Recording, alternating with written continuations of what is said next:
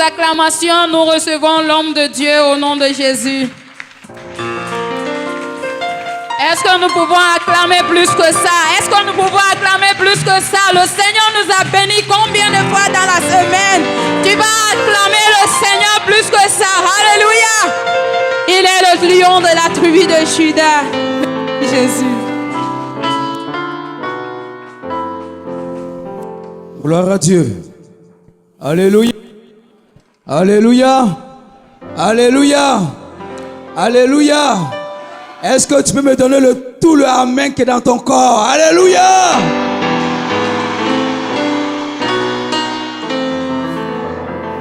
Gloire à Jésus. Jésus est bon. Jésus est bon. Il est bon. Il n'y a pas meilleur maître que lui. Il n'y a pas meilleur Dieu que lui. Il n'y a pas meilleur sauveur que lui. Il n'y a pas meilleur rédempteur que lui. Il n'y a pas meilleur pourvoyeur que lui. Il est le Dieu de grâce, le Dieu qui protège, le Dieu qui bénit, le Dieu qui visite, le Dieu qui restaure, le Dieu qui nous connaît mieux que nous-mêmes et qui sait de quoi nous avons besoin. Alléluia. Nous bénissons son nom. De quoi avons-nous parlé hier?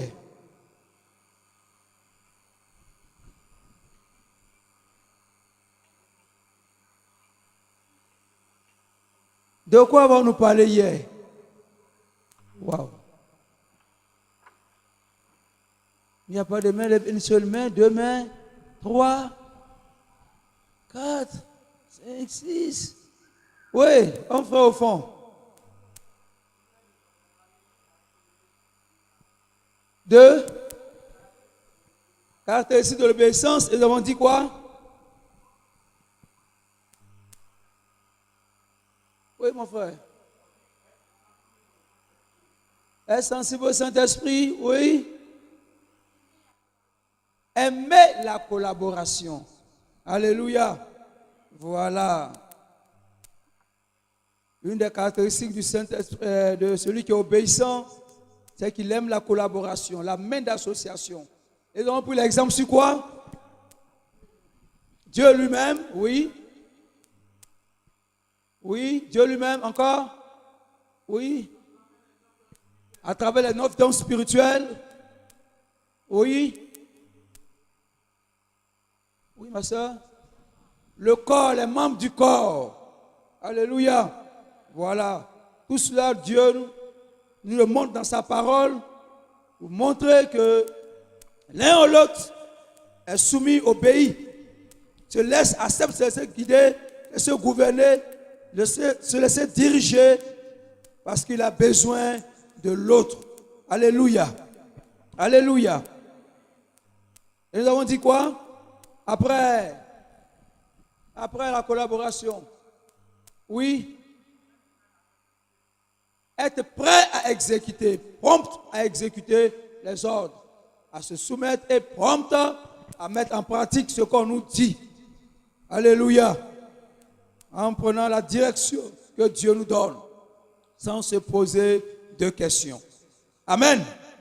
Une autre caractéristique de celui qui est soumis, obéissant, et qui le conduit à la réussite, c'est ce que nous allons voir maintenant, c'est qu'il a totalement confiance en Dieu et est prêt à tout sacrifice que Dieu lui demande.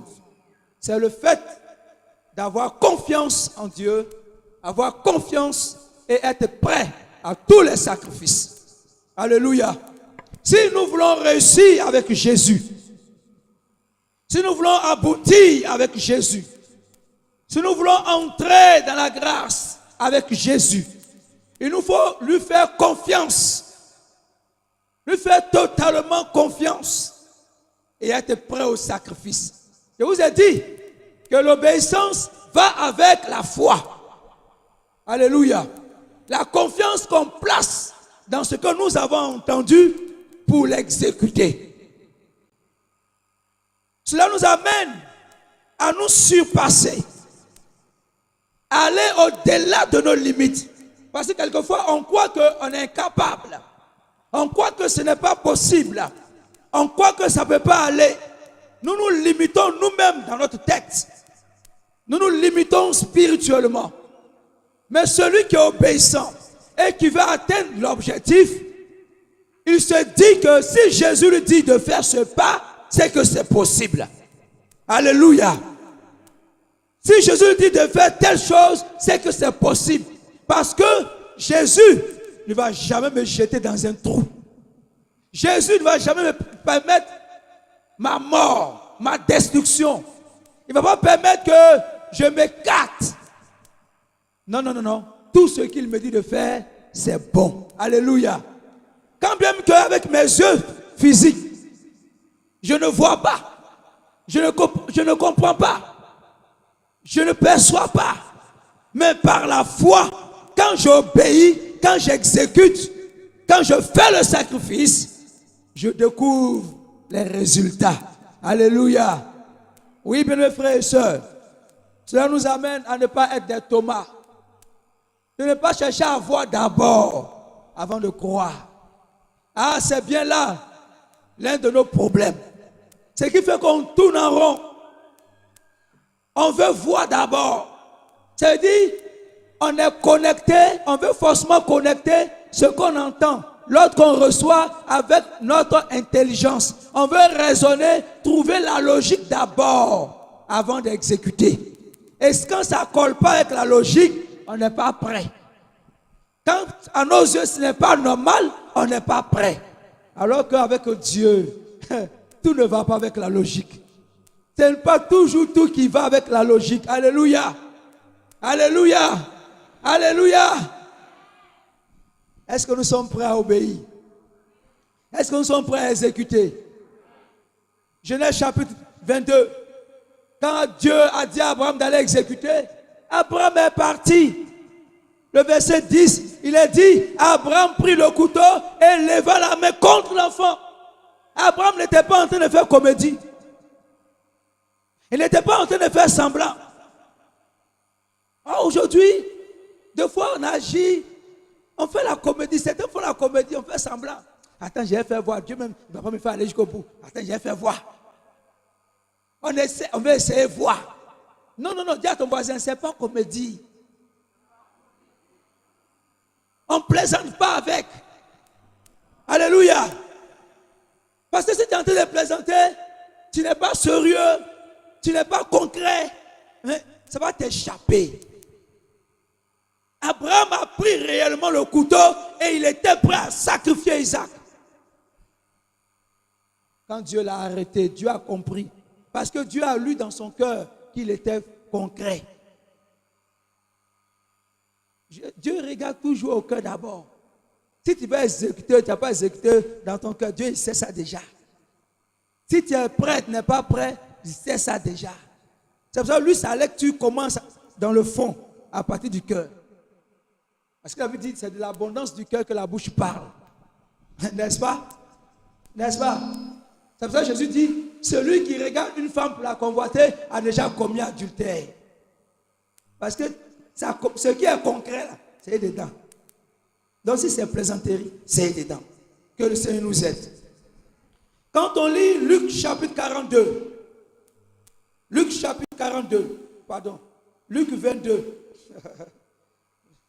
ne cherchez pas ce verset, vous n'allez jamais le trouver, ce chapitre. Luc 22, verset 42. Voici ce que nous dit la parole de Dieu sur l'élément de la confiance et du sacrifice à l'Éternel. Il est dit, c'est Jésus qui prie. Père, si tu voulais éloigner de moi cette coupe, toutefois que ma volonté ne se fasse pas, mais la tienne. Alléluia. Jésus est venu sur la terre pour mourir. Mais là, on parle de Jésus, l'homme 100% homme, qui au soir, à Gethsémane, il voit la mort venir. Il va prier. S'il était possible que ce sacrifice-là ne se fasse pas, ça c'est l'homme qui parle. Mais en même temps, il dit que ce ne soit pas moi ma volonté, mais toi ta volonté soit faite. Alléluia. il reste confiant au programme de Dieu. Il reste confiant que par son sacrifice, l'humanité sera sauvée. Et par son sacrifice, l'humanité sera délivrée. Par son sacrifice, l'humanité sera libérée. Ceux qui étaient sous l'emprise du diable auront la délivrance quand lui, son sacrifice va se faire. Alors, il était prêt pour aller jusqu'au bout. Il était prêt pour accepter le sacrifice. Il met lui sa volonté à côté. Et il est prêt à obéir. Et il a obéi. Et par son obéissance, nous avons la vie éternelle aujourd'hui. Par son obéissance, nous avons la guérison. Par son obéissance, nous avons la délivrance. Par son obéissance, nous avons la liberté. Nos chaînes sont coupées. Les cauchemars ont disparu. Les sacrifices ont disparu. Nous sommes nés de nouveau, de nouvelles créatures. Et plus merveilleux, nos noms sont écrits dans le livre de vie. Alléluia! Parce qu'il a eu confiance. Et il allait jusqu'au sacrifice. 1 Roi chapitre 17. Oui, mes frères et sœurs. Celui qui veut voir Jésus, qui veut réussir lui, il faut faire confiance à la parole de Dieu. 1 Roi chapitre 17. Il faut faire confiance au point, quand ça te demande le sacrifice, sois prêt au sacrifice. Obéis. Tu verras ce que Dieu va faire. 1 Roi chapitre 17. Vous avez le texte? À partir du verset 8. À partir du verset 8. Alors la parole de l'Éternel lui fut adressée en ces mots. Lève-toi, va à Sarepta, qui appartient à Sidon, et demeure là. Voici, j'y ai ordonné à une femme veuve de te nourrir. Vous allez lire jusqu'au verset 16. Il est question de l'épisode d'Élie et de la veuve de Sarepta. C'est Élie lui-même, sous la parole de Dieu, l'inspiration de Dieu, a prophétisé la famine. Il n'y avait plus à manger. La nourriture manquait. L'eau a commencé à manquer. Tout a commencé à manquer. Mais Dieu dit à Élie, lève-toi et va à Sarepta. Parce que j'ai ordonné à une femme de s'occuper de toi. Alléluia. Alléluia. Alléluia. Oh! Et mes frères et sœurs, c'est bon d'écouter le Seigneur. Dieu a toujours un plan, un programme pour nous. Il a toujours un programme de sortie pour nous. Je vous ai dit, quelle que soit la situation qui arrive dans ta vie, Jésus a une parole. Dieu a une instruction. Il a une consigne. Il a une orientation. Accepte de te laisser gouverner, de te laisser conduire, de te laisser orienter. Tu vas trouver le succès. Élie est parti. Il arrive à Sarepta et puis il voit une veuve en train de ramasser du bois. Maman, bonsoir. Je vais boire. Elle envoie de l'eau, il boit. Il finit. D'accord, mais tu fais quoi? Non, je suis en train de ramasser un peu de bois pour aller faire la cuisine. C'est la dernière cuisine que je vais faire. C'est-à-dire, elle a dressé son bilan en même temps pour donner Élie. C'est le dernier gâteau, il reste un peu de farine avec un peu d'huile. On fait ce dernier gâteau, mon enfant et moi, on mange et puis on attend la mort. Il n'y a plus rien derrière encore.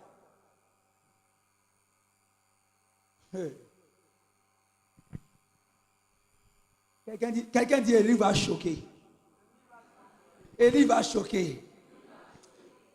Alléluia. Elle dit, c'est ça même. Gâteau tu vas faire là. Comment envoyer moi, j'ai mangé d'abord. Quand j'ai fini, tu vas les préparer pour toi et pour ton fils. Il a choqué, mais il n'a pas choqué. Si tu étais à la place de la femme, tu as dit, Élie, tu n'es pas normal. Elle dit, toi, tu es sûr que tu es prophète. Toi, tu es sûr que Dieu t'a envoyé. Peut-être que tu allais prendre le bois là même pour chicoter Élie. Mais la Bible dit, la femme a obéi. Elle a obéi. Elle allait faire le gâteau, préparer, et puis elle est venue donner à Élie. Ça c'est quoi? C'est un sacrifice. C'est un sacrifice. Elle sait bien, elle est consciente que si elle donne à Élie, en réalité, humainement parlant, il n'y a plus rien. Donc effectivement, elle s'attend à la mort. Humainement parlant. Mais elle a cru à la parole d'Élie. Elle a fait confiance. Cette parole-là n'a pas été comme une parole ordinaire. Oh, alléluia. Quelqu'un dit à son voisin, tu ne vas plus entendre des paroles ordinaires. Celui qui est dans la voie de l'obéissance, les paroles qu'il reçoit ne sont pas des paroles ordinaires. Parce qu'il découvre dans ces paroles-là une action de Dieu, une opportunité de Dieu, une occasion de Dieu, une présence de Dieu pour le bénir, pour le libérer, pour le restaurer et pour faire venir le succès. Elle a envoyé Élie. Et puis elle et son fils sont assis. Et puis Élie est assis aussi, il mange. Crac, crac, crac, crac. Et puis il met le dessus. Et puis ils sont en train de le réveiller comme ça. Quand elle a terminé, elle a remis son ventre. Voilà. Il faut aller préparer pour toi. Elle n'a pas dit, par respect pour toi, homme de Dieu. Quand tu as parlé, je ne me suis pas plaint. Tu as mangé. Si tu es rassasié, il ne faut pas me provoquer. Pardon, il ne faut pas me provoquer. Tu es rassasié, il faut compter ton chemin. Elle n'a pas dit ça. Est-ce qu'elle a dit ça? Elle a encore obéi. Alléluia. Elle se lève, elle va dans la cuisine. Elle prend le pot, il y a de la farine. Elle prend l'huile, il y a de l'huile. Et la Bible dit, alléluia. La Bible dit, elle et son fils n'ont pas manqué à manger jusqu'à la fin de la famine. Bien-aimés frères et sœurs, notre foi quelquefois est trop limitée. C'est pour ça qu'on est à côté. Pour plus être à côté, il faut être dans le plan de Dieu. Il faut être dans le programme de Dieu. Il ne faut pas rester attaché à tes biens, à tes circonstances. Non, non, non, non, non. Quand Dieu t'en donne, il faut exécuter. Elle n'a pas manqué à manger. Elle est son enfant. Si peut-être des gens sont morts de famine, de faim, elle n'est pas morte de faim. Parce que le Seigneur, le Dieu vivant est vrai. Le Dieu d'Élie a honoré sa parole. Prenez 2 Rois chapitre 4.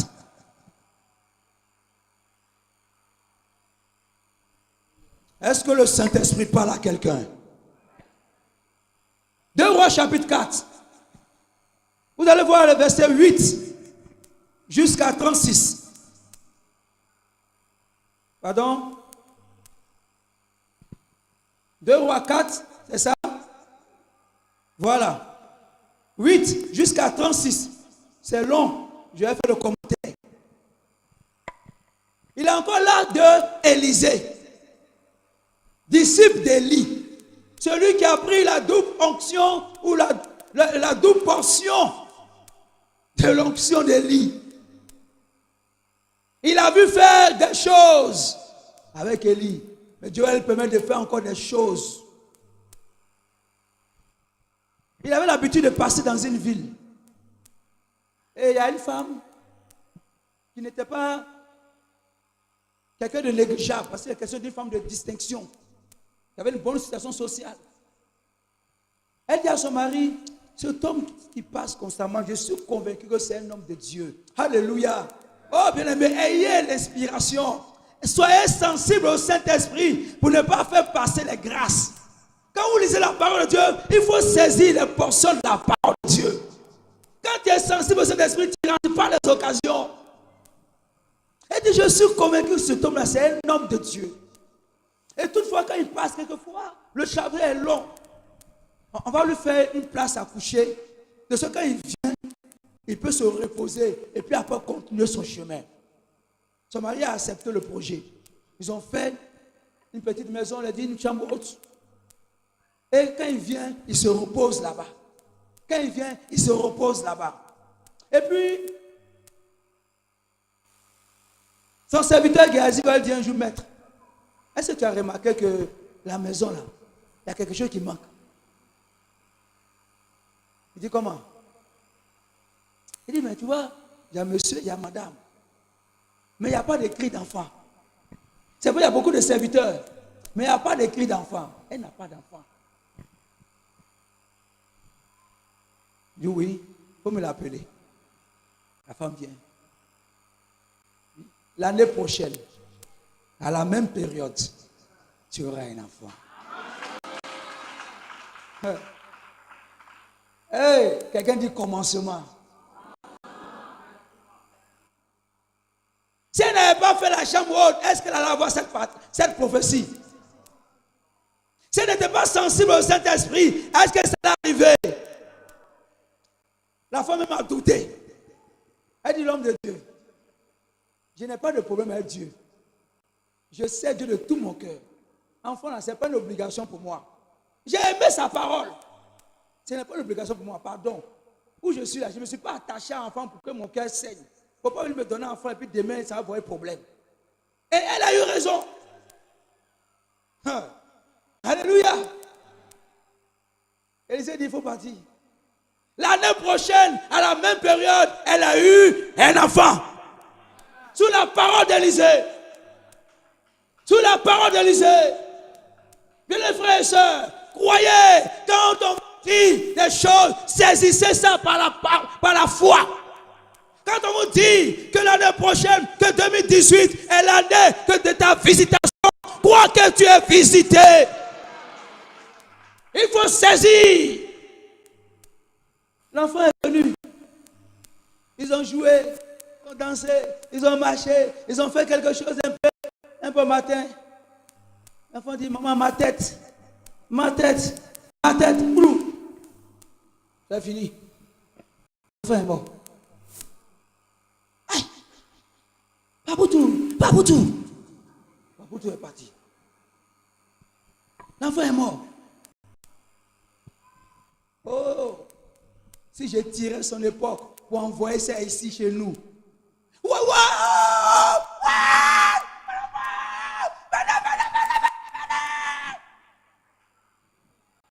Tout le quartier allait savoir qu'il y a eu malheur dans la maison tout de suite. Non, vraiment, vous êtes championne. Ils vont dire, j'ai la foi. Mais dès qu'il y a un petit malheur, on ne peut même pas les maîtriser. Les sœurs, maîtrisez-vous. Il a dit, la femme a pris l'enfant. Elle allait dans la chambre d'Élisée. C'est pas fortuit, hein? C'est pas fortuit, hein? C'est pas un hasard. Elle avait dit à Élisée, je te dis, je ne veux pas chagrin. L'enfant est décédé. Elle a pris l'enfant, elle allait mettre ça dans sa chambre. Elle a pris son serviteur. Elle dit, accompagne, va dire à son mari, je viens, hein, je vais voir l'homme de Dieu. Il dit, aïe, il y a quoi? Pourquoi tu vas voir l'homme de Dieu à cette période-là? Elle dit quoi? Tout va bien. Tout va bien. Tout va bien. Tout va bien avec Jésus. Alléluia. Elle n'a pas dit à son mari même que l'enfant est mort. Non. Parce que déjà, elle a refusé le malheur. Elle a refusé que le malheur entre dans sa maison. La mort n'est pas pour elle. La mort n'est pas pour son enfant. Dieu lui a pas dit ton enfant là va mourir. Elle ne peut pas accepter ça. Il y a des choses qu'on accepte trop facilement. Quelqu'un qui accepte trop facilement des maladies, accepte trop facilement des malheurs, des renvois. Non, il faut que ça finisse. Parce que ton Dieu t'a pas dit ça. Elle est partie. Elle a dit, hey, pardon, là, elle est venue, hein. Elle est venue, l'homme de Dieu. Là, c'est entre toi et moi. Je t'avais dit. L'enfant est dans ta chambre là-bas. Ils se sont retournés ensemble. Hey, alléluia. Il y a des circonstances, Dieu veut qu'on lui parle clair. Il n'y a pas de diplomatie dedans. Alléluia. C'est comme ça. Dans le désert, quand Moïse, avec le peuple, un moment donné, le peuple était tellement désobéissant, Dieu dit, va les frapper, va les tuer. Moïse dit, hey, tu dis quoi même? J'ai tué qui? Tu tues pas des? Tu dis, tu es capable de les envoyer à Canaan. Tu vas les envoyer à Canaan, ou bien c'est moi-même qui as tué. Dieu dit, bon d'accord, allons-y, continuons le chemin. Alléluia. Lisez la Bible, vous allez voir. C'est dans la Bible, ou bien. Élisée est venu. Il a dit d'abord à Géasi, il faut avancer à elle. Il a pris son bâton parti. Géasi est venu avec bâton, il est derrière, il est venu. Géasi est venu avec bâton. Il n'y a rien. Non, non, non, non. Ce n'est pas bâton qui a réglé ça. Onction n'a qu'à venir. Il y a certaines choses, ce n'est pas la délégation. Il y a certaines circonstances, quand ça vous tient à cœur là, tu vas venir voir passer, du pasteur, vraiment j'ai besoin de toi, il faut venir prier. Il dit, bon, ancien, il faut dire passer, il ne veut pas ancien. Toi-même, viens. Alléluia. Il y a certaines circonstances, c'est l'onction lui-même qui doit agir. Alléluia. Ah, le doigt, c'est ça, hein? Amen. Priez pour lui, ça va aller. Il va avoir la force de le faire. Élisée est venu. Il voit, il n'y a rien, il va dégager. Il a mis ses mains dans les mains, les yeux dans les yeux, la bouche dans la bouche. Il s'est fait sur l'enfant. Jusqu'à il n'y a rien, il s'est levé. Il a prié, il a marché jusqu'à il est revenu encore. Selon sa stratégie, son inspiration, il a fait la même chose. Quand il a fini, l'enfant fait tire. Alléluia. L'enfant est revenu à la vie. Parce que la femme a obéi. Elle a respecté la parole. Elle a eu confiance en Dieu. Elle a eu confiance. Elle a eu son enfant. Elle a eu confiance. Son enfant est ressuscité. Parenthèse. La méthode d'Élisée, là, ce n'est pas doctrine. Parce que d'autres en ont fait des doctrines. Dans toutes les stratégies dans la Bible, là. Et c'est ça, ils ont vu comme stratégie. Et aujourd'hui, quand il veut faire ça, et puis c'est pas sur garçon, c'est sur femme. Oui, on a eu des problèmes avec ça, des gens ont fait ça. L'onction d'Élisée. Beaucoup de miracles qu'Élisée a fait, c'est l'onction, ça, ils ont retenu. Bouche dans bouche, yeux dans yeux, main dans main.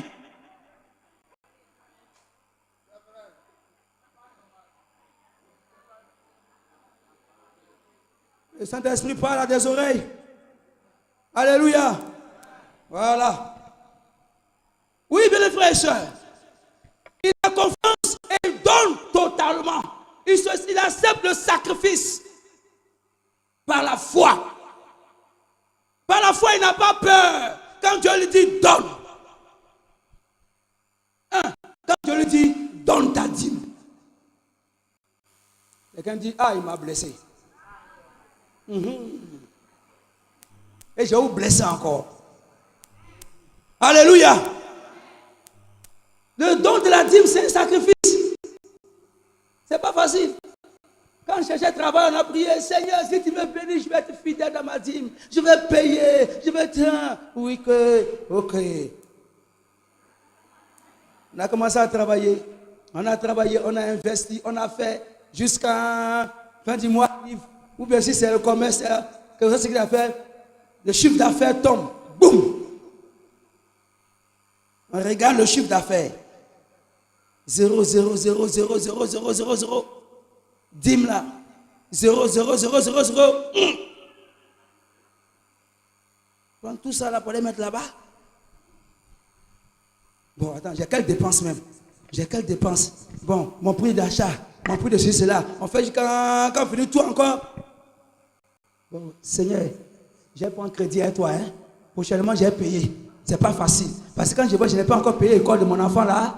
Je n'ai pas encore fait telle chose. Bon, Seigneur, tu vois, je dois. Attends, j'ai remboursé. C'est un dîme de Dieu. Dieu peut me payer ton crédit. Dieu peut me payer l'école. Dieu peut me payer ceci, cela. C'est ça qui fait que plusieurs sont en train de souffrir. Parce que ça, ce n'est pas pour un homme. C'est pour Dieu. Malachie chapitre 3. Verset 8. Il dit, vous me trompez, vous me volez. Dieu, on te trompe comment? Il dit dans votre dîme. Dans votre dîme. Je vous bénis et vous ne vous ramenez pas. Apportez à la maison de l'Éternel votre dîme et votre trésor. Et vous verrez si pour vous. Oh, j'aime ce verset. Je ne menacerai pas le dévoreur. Tu veux plus que Satan dévore ton argent, tes activités? Donne ta dîme. Tu ne veux plus que la mort des funérailles vienne dévorer ton argent? Donne ta dîme. Tu ne veux plus que la maladie vienne dévorer tes finances? Donne ta dîme. Quand tu vois Dieu, il te laisse. Tu as obéi au diable, tu as bouffé. C'est Satan qui va te contrôler. Du 1er au 31, on vient, funérailles. telle personne est morte, telle personne va venir, maladie, il y a tel problème. À gauche, tu ne finis pas. Tu es dans le problème matin, soir. Bien, mes frères et sœurs, même si ta dîme, c'est 5 francs, paye. Même si c'est un gros chiffre, paye. Même si après ça, il n'y a plus rien, fais confiance au Seigneur, que par ce sacrifice-là, Dieu ne t'oubliera pas. Mettez Dieu à l'épreuve. Soyez fidèles dans vos dîmes. Et les gens qui travaillent, ils ont 2, 3, 4 activités. Mais ils apportent dîme d'une seule activité. Le reste, c'est compte personnel. La Bible dit dans Proverbe, celui, en parlant de l'avare, il dit ne fait que s'appauvrir. Alors que celui qui donne libéralement ne fait que s'enrichir. Lisez la Bible. Il y a des grâces et bénédictions. Mais les frères et sœurs, c'est une réalité. Si par la foi tu obéis et tu fais ce sacrifice de faire sortir, toi tu enlèves, tu fermes les yeux, mets dans ton enveloppe, viens déposer. Mais si ça te fait mal, marche comme tu veux. Ça n'a qu'à peser dans ta main. Marche comme tu veux. Mais quand tu mets dedans, tu es libéré. Alléluia. Oui, ça fait mal. Quand tu vois le gros chiffre, tu te dis, après ça, il est parti comme à la maison, oh, il fait comment? C'est pas grave. Fais confiance au Dieu à qui tu es en train d'honorer sa parole.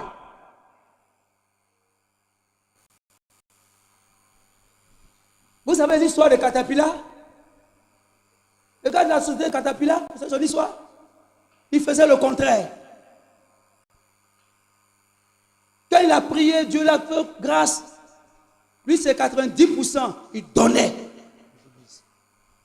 Et puis, il gardait les 10%. Vous voyez sa renommée aujourd'hui. Vous voyez ce qu'il est devenu aujourd'hui.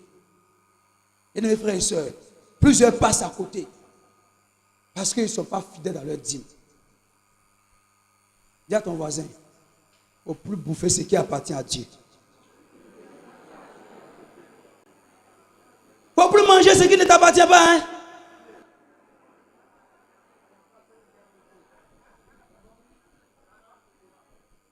C'est pour Dieu. Ce n'est pas pour toi. Vous voyez, Dieu est tellement bon.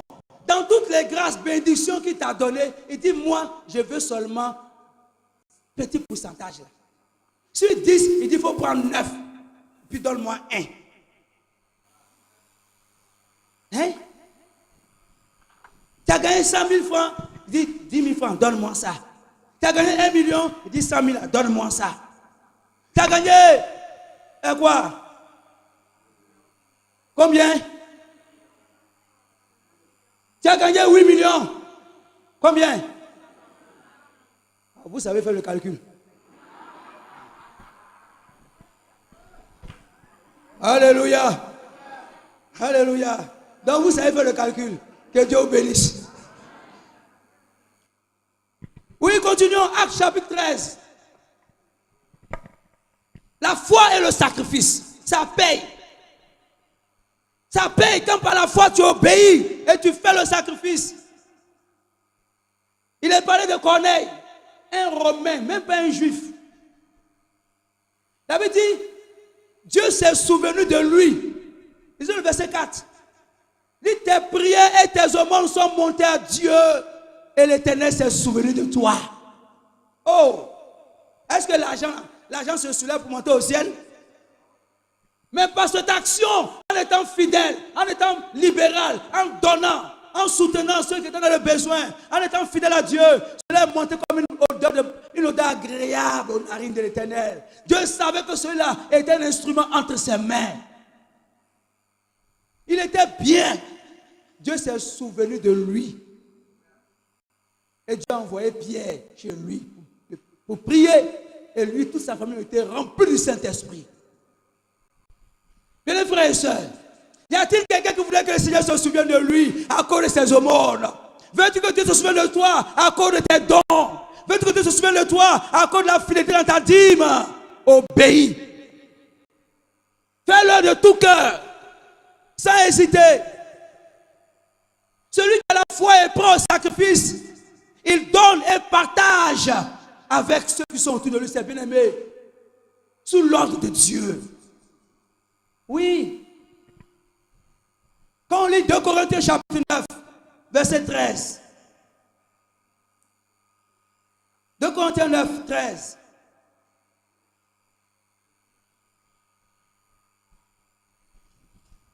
Il est dit, en considération de ce secours dont ils font l'expérience, ils glorifient Dieu de votre obéissance dans la profession de l'évangile de Christ et de la libéralité de vos dons envers eux et envers tous. Alléluia. Donc ce n'est pas un thème que nous inventons, c'est un thème biblique. La première église a exécuté cela et Dieu les a bénis. Quand on prend 1 Timothée 6, 1 Timothée 6,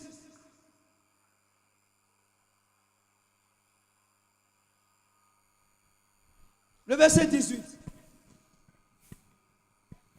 il est dit, le commandement que je t'adresse, Timothée,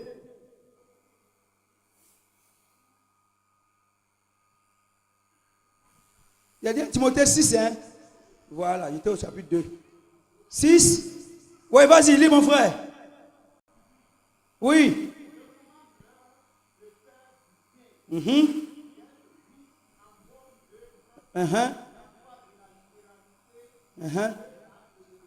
Voilà.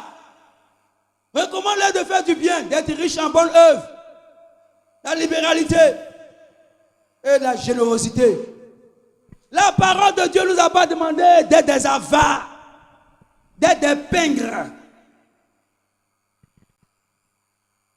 Rien ne sort.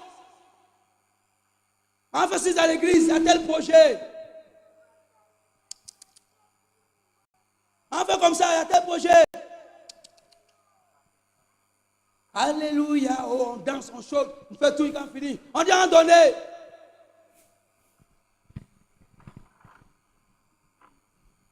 On fouille. On élimine le pied bleu. On élimine le pied rouge. On élimine tout quand c'est le pied vert.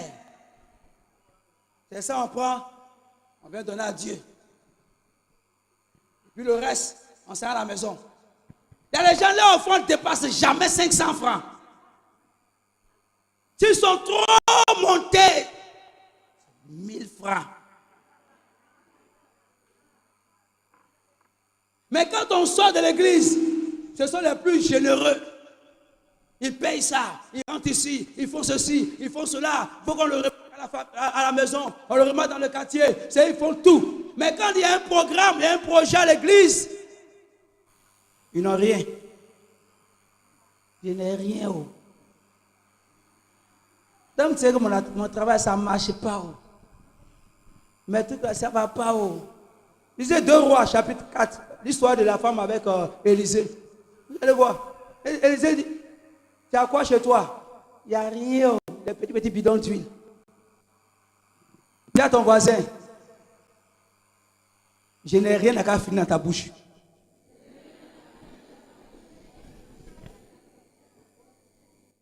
La Bible dit, ce qu'on professe, c'est ce qui nous arrive. C'est ce que vous oubliez. D'autres se maudissent eux-mêmes sans se rendre compte. Quand tu as besoin d'entendre je n'ai rien, tu n'auras jamais rien. Le démon de la pauvreté, de la misère va s'attacher à toi et va bloquer tout en réalité. Même quand il n'y a rien, je sais que quand j'ai dit à mon Dieu, il va pouvoir. Pour ça, je n'ai pas peur de m'engager. Je n'ai pas peur de faire un sacrifice. Je n'ai pas peur de donner. Parce que par la foi, Dieu ouvre les portes. Alléluia. Ne soyez pas là en train de calculer. Tu es à côté, il y a un frère qui est en train de souffrir à côté de toi. Une soeur souffre à côté de toi. Il a l'argent, il est assis là. Parce que c'est l'argent que j'ai réservé pour la santé de mes enfants. C'est l'argent que j'ai réservé pour notre sortie là. C'est l'argent que j'ai réservé pour l'épargne de ma femme. C'est l'argent. Il n'y a plus rien. Là, c'est terminé. Ça, il faut qu'on arrive à la fin du mois avec. Oh frère, vraiment, prions le Seigneur. Quand il a quitté chez lui, bien il a quitté chez lui pour venir là, tu crois qu'elle n'a pas prié? Dis à ton voisin, j'ai prié avant de venir à côté de toi. C'est le temps d'agir. personne dans le besoin, tu en as, par la foi, tu donnes. Dieu ne t'oubliera pas. Ecclésiaste dit, jette ton pain à la surface des eaux, tu le retrouveras plus tard. Pourquoi est-ce qu'on manque de foi? C'est le manque de foi qui nous fatigue, le manque de sacrifice qui nous fatigue. Sinon Dieu n'est pas loin, il est toujours là. Vous pourrez lire Hébreux chapitre 13, verset 16. Vous pourrez lire aussi Genèse 2. J'aime ce texte de Genèse 12 et Genèse 26. Genèse 12 dit, l'Éternel dit à Abraham, je te bénirai et tu seras une source de... Reprenons. Je te bénirai et tu seras...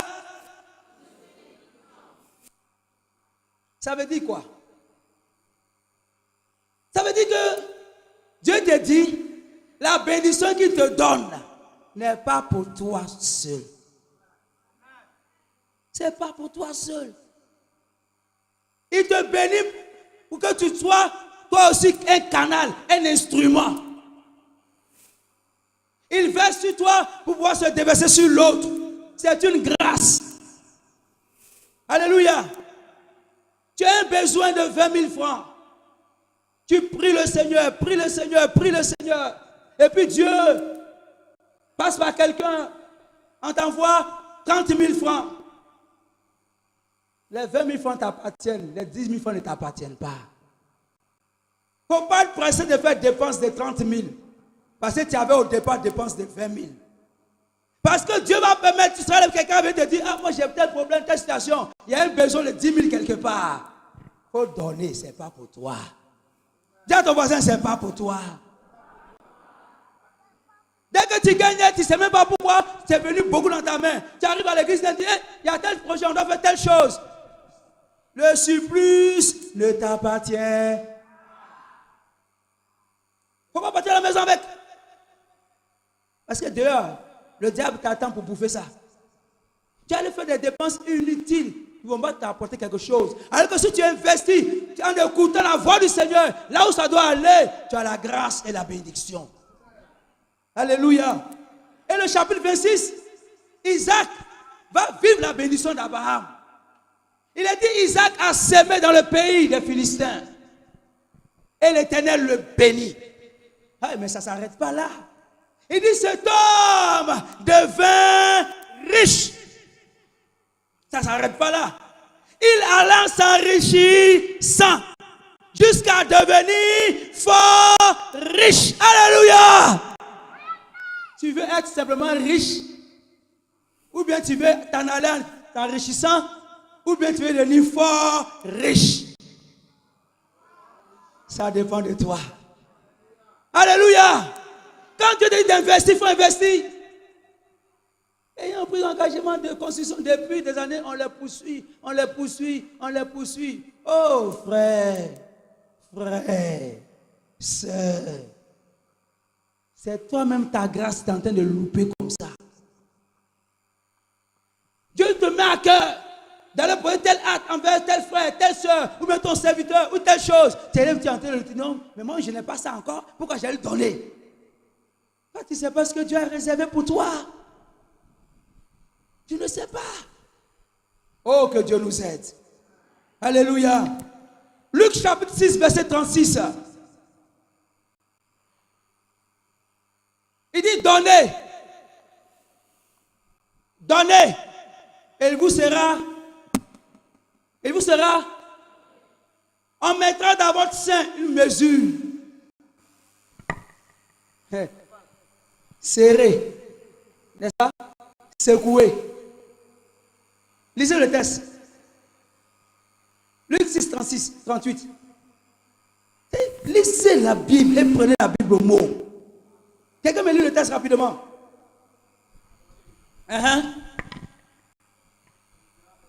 Oui. Ah, tu n'as pas le texte devant toi. Oui. Oui. Oui.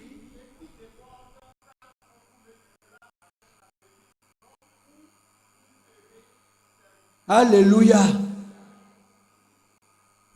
Il dit, quand tu vas donner, toi à ton tour, on va te donner. Mais la manière dont on va te donner, Dieu précise ça. Il dit une bonne mesure. Alléluia. Donc il n'y a pas pète. Ce n'est pas un investissement à pète. Mais au contraire, c'est un investissement à profit. Une bonne mesure. Il dit secouer, serrer, bien dedans, secouer et qui déborde. Quelqu'un a déjà rempli sac de riz? Ou bien farine? Ou bien rempli du sable? Ou bien cacao, ou bien café? Quelqu'un a déjà rempli ça? Hein? Il a déjà rempli? D'accord. On remplit ça comment? On ramasse, dès que c'est plein d'aide, tu attaches quand déposer. C'est l'exemple que Dieu donne à ça. C'est une grâce que tu vas recevoir là.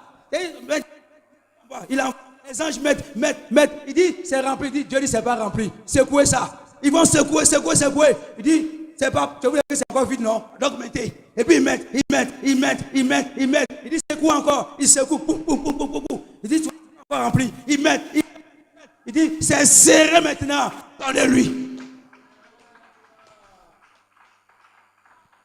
Dis à ton voisin, il ne faut plus avoir peur de faire sortir ça. N'ayez pas peur d'investir dans l'œuvre de Dieu.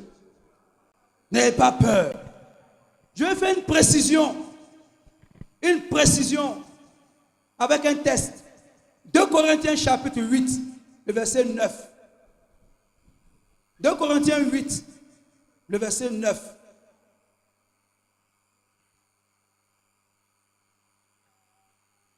Il a dit,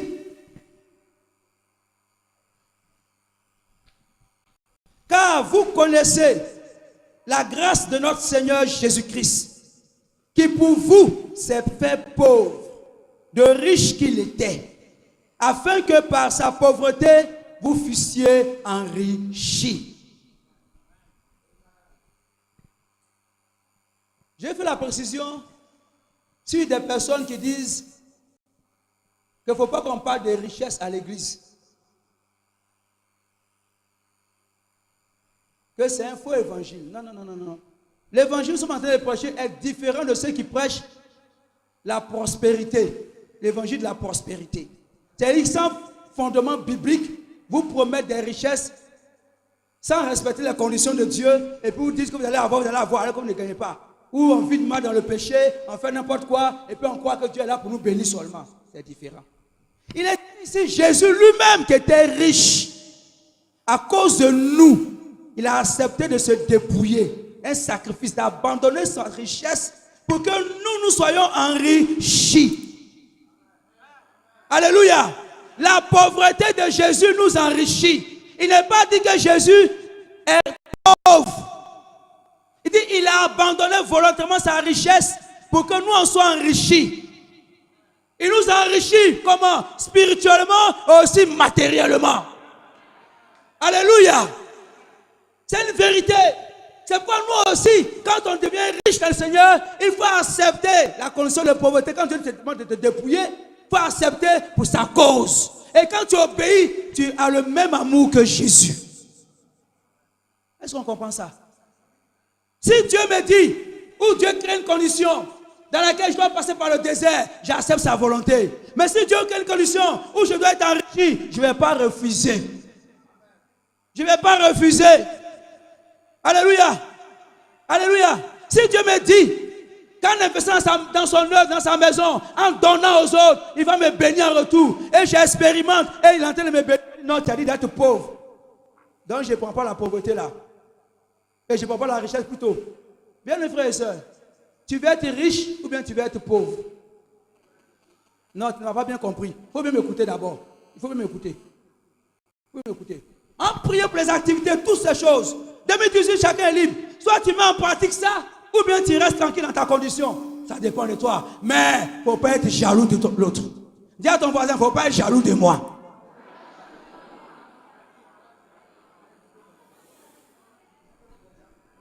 Alléluia.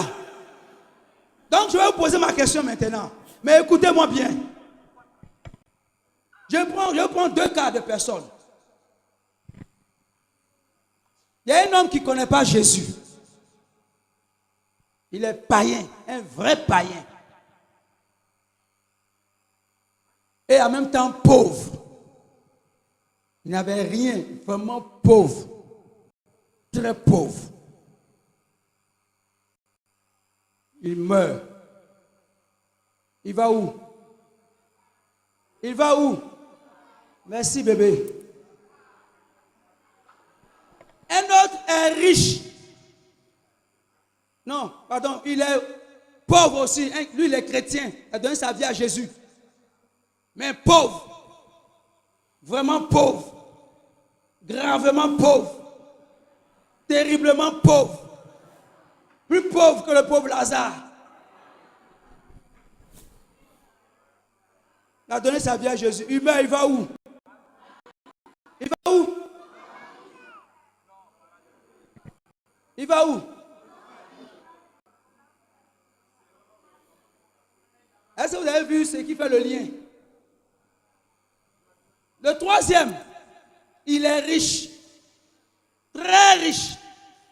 Varechement riche. Fortement riche.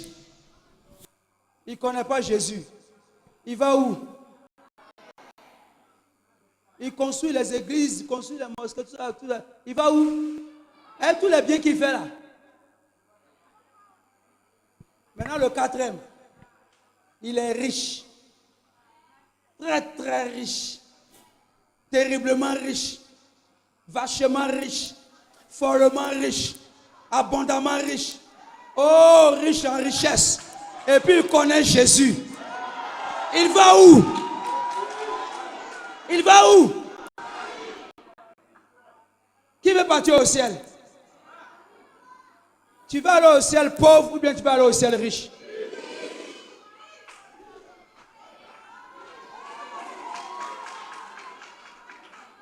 Alléluia. Vous comprenez que ce n'est pas la condition matérielle qui envoie au ciel. C'est le fait d'avoir Jésus. Alors si j'ai Jésus, que Jésus me permet d'être riche, pourquoi j'ai refusé d'être riche? Est-ce que d'autres font et puis refusent d'être riches? Il faut désormais être fidèle et être donné et le Seigneur nous bénit abondamment. Alléluia. Alléluia. On se tient debout s'il vous plaît. On va prier le Seigneur.